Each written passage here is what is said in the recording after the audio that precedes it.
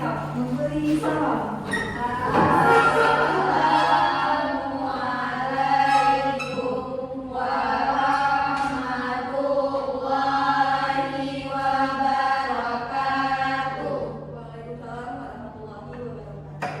Duduklah.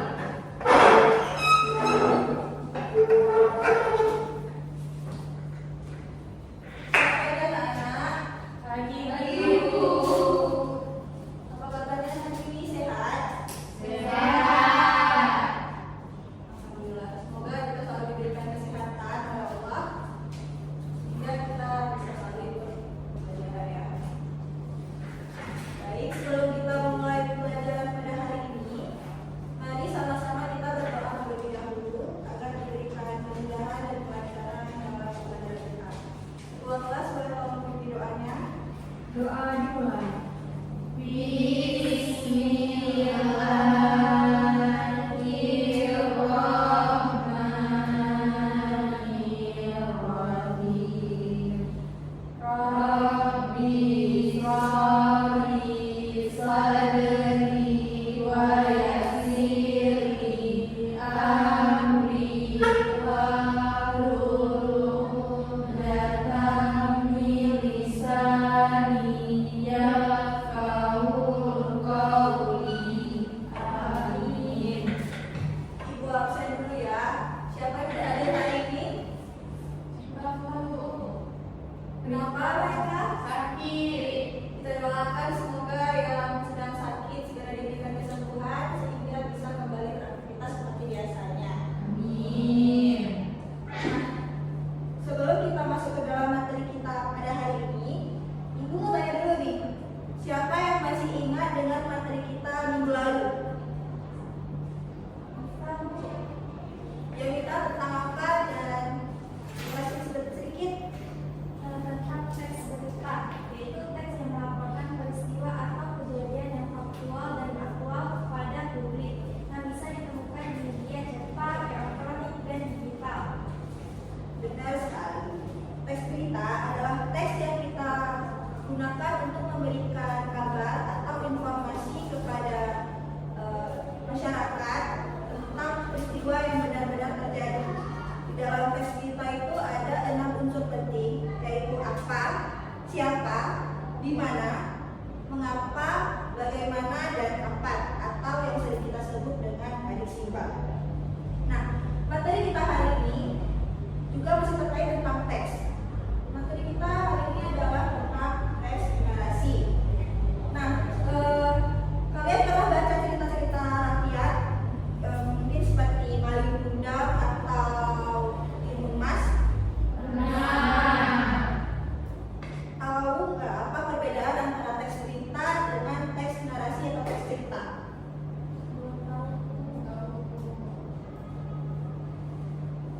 Bu, kalau berita itu kan bersifat nyata dan menyampaikan informasi. Kalau misalnya teks narasi ini tentang kisah kayak yang tadi bilang itu cerita rakyat itu nggak bersifat nyata. Benar. Dalam jelas itu, teks berita adalah teks yang digunakan untuk menyampaikan informasi nyata yang benar-benar terjadi kepada masyarakat. Sedangkan teks narasi itu adalah teks yang digunakan untuk memberikan informasi dapat berupa kisah nyata maupun rekaan. Tujuan kita belajar teks narasi hari ini itu adalah agar kalian bisa mengetahui apa yang dimaksud dengan teks narasi, apa saja unsur-unsur pembangunnya, sehingga kalian bisa menulis teks narasi kalian sendiri.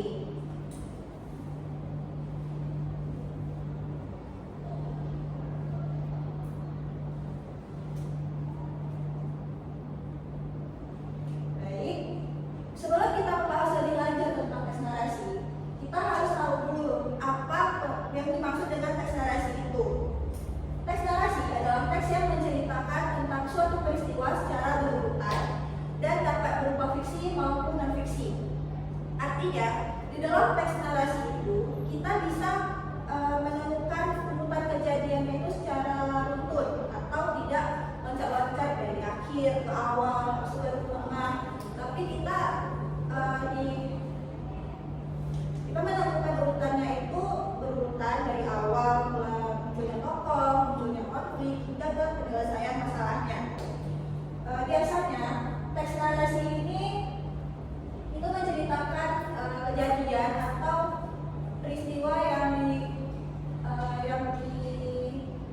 dialami oleh tokoh-tokoh tertentu, baik berupa kejadian yang cerita nyata maupun cerita rangkaan.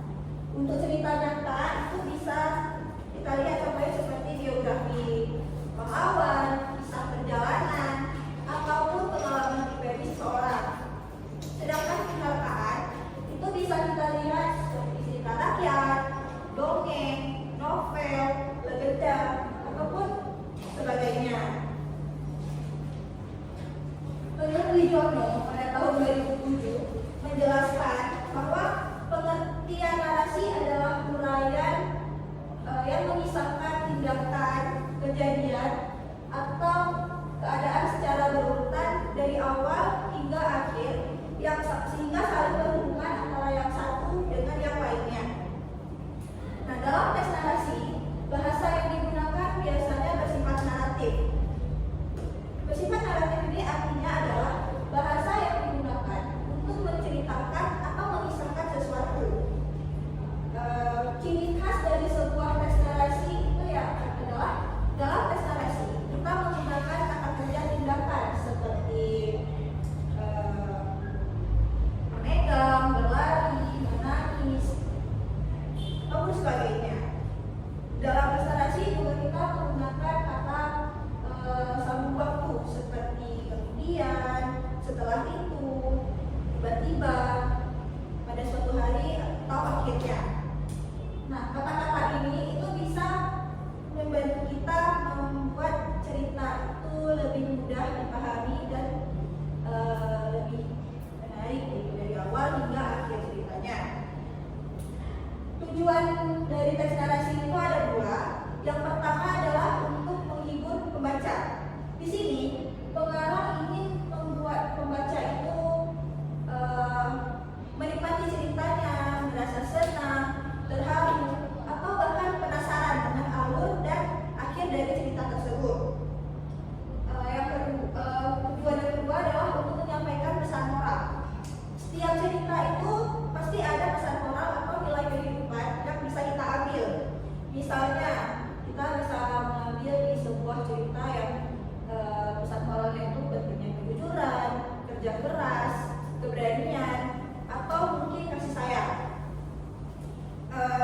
Jadi, walaupun tujuan sebenarnya teks narasi di dalam untuk menghibur, tidak menutup kemungkinan itu ada juga pesan yang bisa kita ambil dari dalam teks ini sendiri.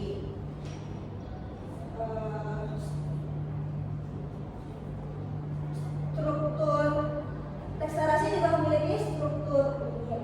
Strukturnya itu yang pertama ada orientasi. Nah, yaitu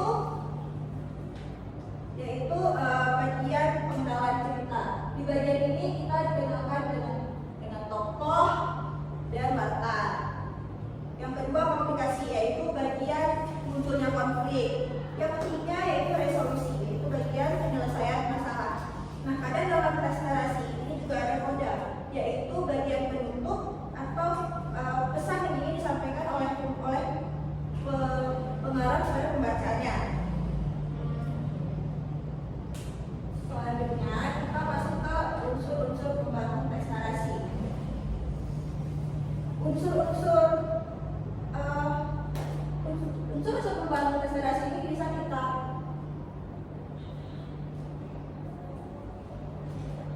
unsur-unsur pembangun dalam teks narasi ini bisa kita anggap sebagai fondasi suatu cerita. Yang dimana jika fondasinya itu lengkap, cerita pun akan lebih menarik dan enak dibaca. Akan tetapi kalau misalnya salah satunya tidak ada, itu akan membuat cerita menjadi kosong dan mungkin tidak nyambung dengan apa tujuan dari cerita tersebut. Yang pertama ada tema. Tema adalah ide pokok atau gagasan dari suatu cerita.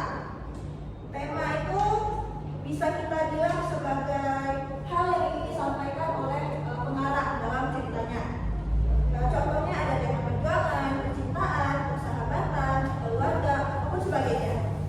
Kalau kita baca cerita, misalnya kita baca cerita tentang seorang anak yang tak semangat meskipun dia sekolahnya jauh, tapi dia nggak pantang menyerah.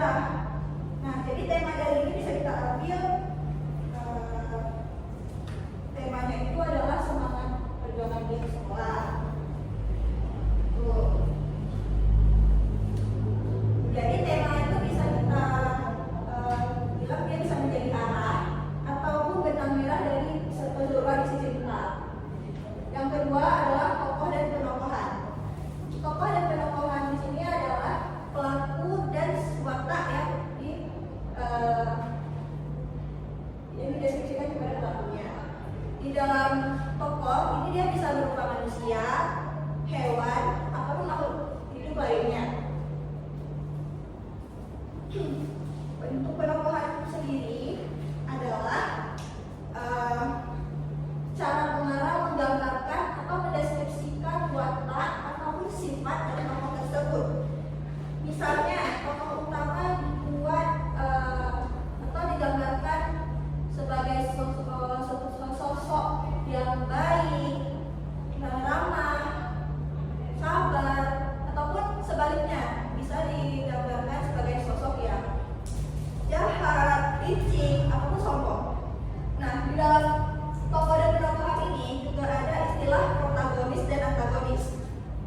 Protagonis adalah tokoh yang berwatak baik dan sering menjadi tokoh utama dalam suatu cerita.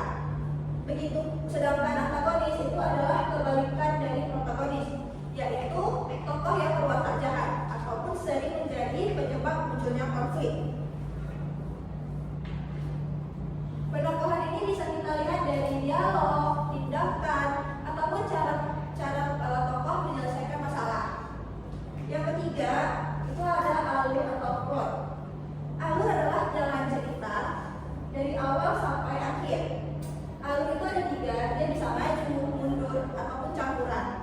Alur maju adalah alur yang jalan ceritanya itu berurutan dari awal kekedalan tokoh, munculnya konflik hingga ke penyelesaian masalahnya. Sedangkan alur mundur adalah cerita yang misalnya kita buat ceritanya itu di masa sekarang, lalu kita kembali ke masa lalu. Kalau alur campuran adalah alur yang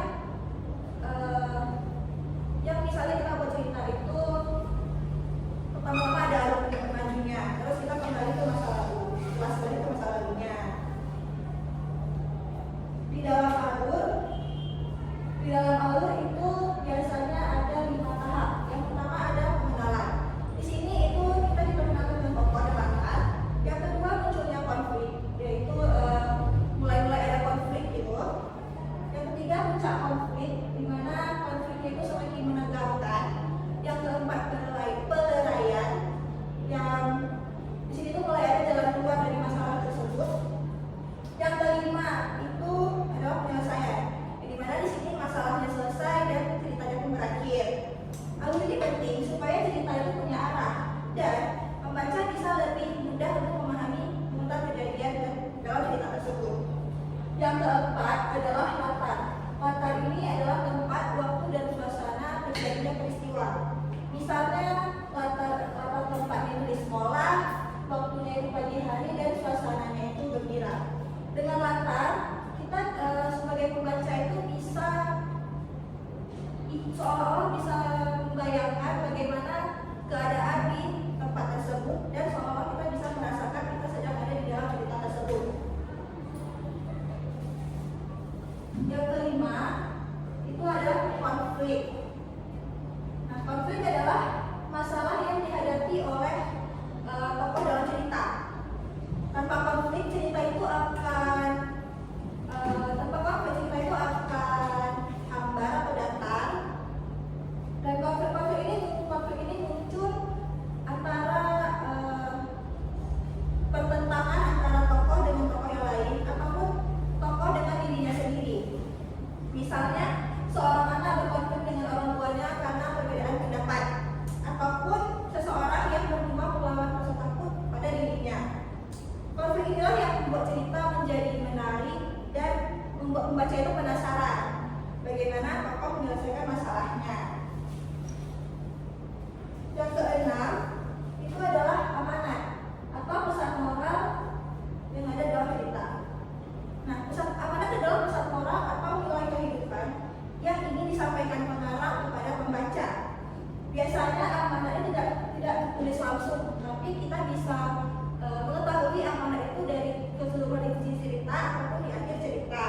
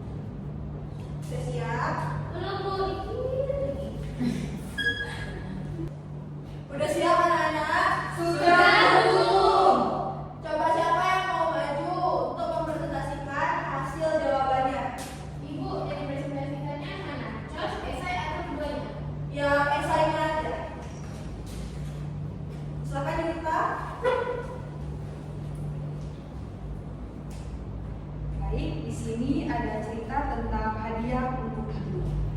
Malam itu Dina duduk di meja belajarnya sambil menatap kalender. Tanggal merah besar di sana menandakan hari ibu yang tinggal 2 hari lagi. Dina ingin sekali memberikan sesuatu yang istimewa untuk ibunya, tapi dia tidak punya uang untuk membeli hadiah. Keesokan harinya, Dina memutuskan membuat sesuatu sendiri. Ia mengambil kertas warna, gunting, dan spidol, lalu mulai membuat kartu ucapan dengan hati-hati. Di dalamnya ia menulis kata-kata sederhana. Terima kasih ibu, sudah sabar merawat dan menyayangi aku setiap hari. Saat hari ibu tiba, Dina menyerahkan kartu itu dengan wajah malu-malu. Ibunya membaca pelan-pelan, lalu memeluk Dina dengan mata berkaca-kaca. Ini hadiah paling indah yang ibu terima, katanya. Dina tersenyum bahagia. Ternyata hadiah sederhana bisa membawa kebahagiaan yang besar. Nah, dari cerita tadi dapat kita identifikasi bahwa tema dari ceritanya yaitu kasih sayang dan ketulusan anak kepada ibunya. Tokohnya ada Dina yang sifatnya itu penyayang, kreatif, dan penuh kasih sayang kepada ibunya. Nah, tokoh ibu digambarkan sabar, penyayang, dan menghargai ketulusan anaknya. Alur yang digunakan dalam cerita ini yaitu alur maju. Nah, latar yang digunakan yang pertama latar waktu di malam hari, keesokan harinya, dan di hari itu. Latar tempat di rumah, tempat di ruang keluarga dan meja belajar. Suasananya hangat, penuh kasih sayang dan damai. Nah, konflik dalam cerita ini yaitu Dina ingin memberikan hadiah istimewa untuk ibunya, tetapi ia tidak memiliki uang untuk membelinya, dan akhirnya ia mencari cara agar tetap bisa menunjukkan kasih sayangnya. Nah, adapun amanat dalam cerita ini yaitu kasih sayang dan ketulusan lebih berharga daripada benda yang mahal. Sekian, terima kasih.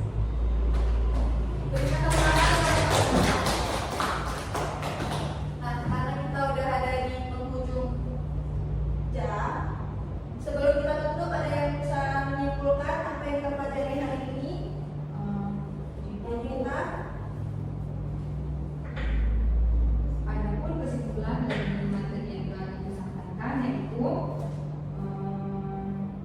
dari awal sampai akhir kita sudah belajar bahwa teks narasi adalah teks yang menceritakan rangkaian peristiwa secara beruntun untuk menghibur atau menyampaikan pesan moral kepada pembaca.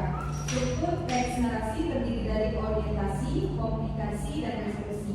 Sedangkan unsur-unsurnya meliputi tema, tokoh dan pentokohan, alur, latar, konflik, dan juga amanat.